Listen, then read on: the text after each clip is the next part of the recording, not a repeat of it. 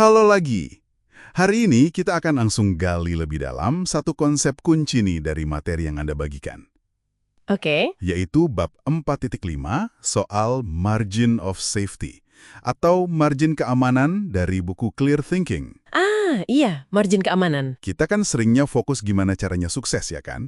Tapi ini menarik ya, fokusnya justru gimana caranya nggak gagal total gitu. Persis. Dan ini krusial banget apalagi buat keputusan-keputusan besar. Keputusan yang taruhannya tinggi ya. Betul, dan yang susah diubah lagi. Intinya sih, gimana kita bisa membangun semacam ruang gerak Ha-ha. atau penyangga gitu buat hadapi hal-hal tak terduga. Ya, ini soal kesiapan aja di tengah ketidakpastian. Oke, ini kedengarannya simple, tapi kayaknya prakteknya nggak gampang ya. Ayo kita kupas tuntas deh. Kenapa sih punya margin keamanan ini fundamental banget? Bukan cuma soal strategi investasi aja kan? Bukan cuma itu. Konsep dasarnya gini, kalau kita nggak yakin 100% nih, jalan mana yang terbaik? Sering kan kita begitu? Iya kan? Nah, seringkali langkah paling cerdas itu justru memastikan kita nggak ambil jalan yang, ya ampun, menuju kehancuran. Menghindari yang terburuk dulu ya? Betul. Margin keamanan itu ya, jarak antara apa yang kita harapkan terjadi sama apa yang mungkin terjadi, terutama kemungkinan buruknya. Jadi semacam kayak bantalan pengaman gitu ya? Atau, Bisa dibilang gitu. Anggap aja kayak premi asuransi deh. oh oke. Gimana tuh analoginya? Kita bayar terus kan premi asuransi tiap tahun, mungkin kadang terasa sia-sia kalau nggak ada klaim apa-apa. Iya juga sih. Tapi begitu ada kejadian tak terduga yang biayanya mahal banget, nah nilai asuransi itu jadi tak terhingga kan? Bener banget. Nolong banget pas lagi butuh. Kan hedge fund semacam perusahaan investasi canggih gitu ya, yang isinya orang-orang pinter banget katanya. Pintar banget.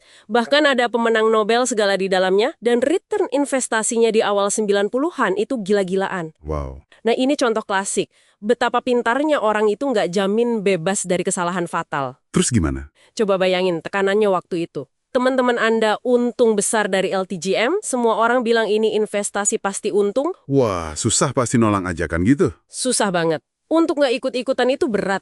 Ini namanya bias social proof lagi bekerja kuat banget. Bener juga. Lalu apa yang terjadi sama LTCM? Nah, disinilah peran margin keamanan jadi jelas banget. Skenario pertama, Anda ikut arus, mungkin karena FOMO ya, fear of missing out. Ikut-ikutan biar nggak ketinggalan. Ya, terus Anda taruh semua atau sebagian besar dana Anda di LTCM. Begitu krisis finansial Asia dan Rusia menghantam tahun 98, Wah, itu krisis besar ya? besar, LTCM langsung kolaps. Kehilangan 4,6 miliar dolar cuma dalam beberapa bulan. Kalau Anda ikut besar-besaran, ya bisa ikut bangkrut juga. Ngeri banget sih itu. Terus, skenario keduanya gimana? Yang pakai margin keamanan. Nah, skenario kedua, Anda terapkan margin keamanan. Mungkin Anda tetap investasi di LTCM karena kelihatannya bagus banget kan? Tapi, Tapi, cuma sebagian kecil aja dari total aset Anda. Misalnya cuma 5-10% gitu. Anda sadar ada resikonya, jadi Anda bangun penyangga. Jadi, nggak all in. Nggak all in, ketika krisis datang dan LTCM ambruk, ya Anda tetap rugi sih di investasi yang itu. Tetap ada ruginya ya? Iya, tapi hidup Anda nggak hancur. Masih ada sisa dana yang aman di tempat lain. Itu penyangganya.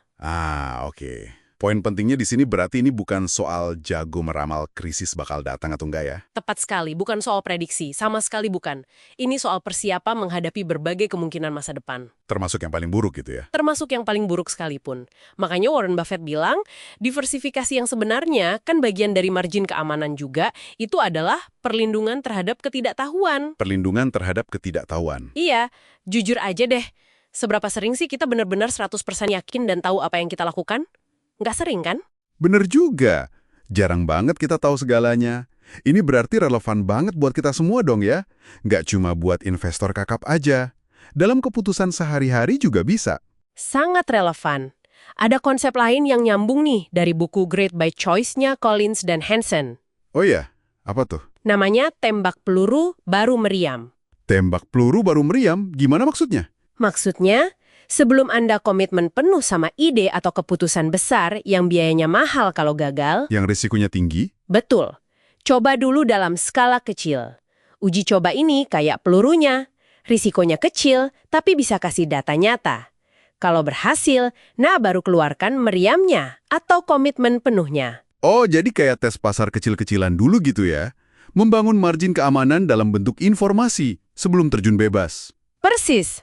Tapi bukannya kalau kita mempertahankan opsi atau bangun penyangga gitu, ada biayanya juga ya? Misalnya, kita jadi kelihatan lambat gitu, atau kurang berani dibanding yang lain? Benar, pasti ada biayanya. Nggak gratis. Anda mungkin dicap penakut atau lemot dalam jangka pendek. Apalagi kalau lihat orang lain agresif dan tampaknya sukses besar. Nah, itu dia. Tekanan sosialnya lagi. Iya, tapi ini seringkali justru strateginya orang-orang yang sukses buat jangka panjang loh. Mereka nggak sekedar ikut-ikutan arus. Terus ngapain mereka? Mereka nunggu dengan sabar sambil bangun penyanggah itu tadi. Lalu bertindak besar pas di momen yang tepat. Dengan risiko yang udah diperhitungkan. Ini soal kesabaran strategis. Kesabaran strategis. Tapi di dunia yang geraknya secepat ini, bukankah menunggu momen yang tepat itu sendiri bisa jadi risiko juga? Risiko ketinggalan kereta misalnya? Aktif. Aktif gimana maksudnya? Ya, sambil terus mengamati, sambil terus belajar, margin keamanan itu justru ngasih Anda kemewahan untuk nggak harus bertindak gegabah karena tekanan. Jadi kita bisa lebih milih ya? Betul, Anda bisa milih pertempuran Anda. Justru dengan adanya penyangga itu, Anda lebih siap manfaatin peluang besar yang datang tiba-tiba. Kenapa? Karena Anda punya sumber daya dan ketahanan mental. Oke. Jadi kesimpulannya nih, buat Anda yang menyimak, margin keamanan ini intinya soal bangun ketahanan ya. Kayak sabuk pengaman buat keputusan-keputusan penting Anda. Biar nggak fatal kalau ada guncangan. Betul, dan ini memunculkan pertanyaan reflektif juga buat Anda. Coba pikirkan, gimana Anda bisa secara sadar masukin prinsip margin keamanan ini ke dalam keputusan penting Anda? Di area mana gitu ya? Iya, di area mana mungkin karir, finansial, kesehatan, atau mungkin hubungan Anda merasa paling rentan terhadap kejutan yang nggak enak? Pertanyaan bagus buat dipikirin. Nah, sebagai penutup nih, coba Anda renungkan lagi. Selain urusan uang atau kerjaan, Iya. di mana lagi dalam hidup Anda bisa secara proaktif ciptain ruang gerak atau penyangga itu, buat melindungi hal-hal yang paling berharga buat Anda dari badai tak terduga di masa depan. Sesuatu untuk direnungkan lebih lanjut ya. Betul. Oke, sampai jumpa di pembahasan kita berikutnya ya.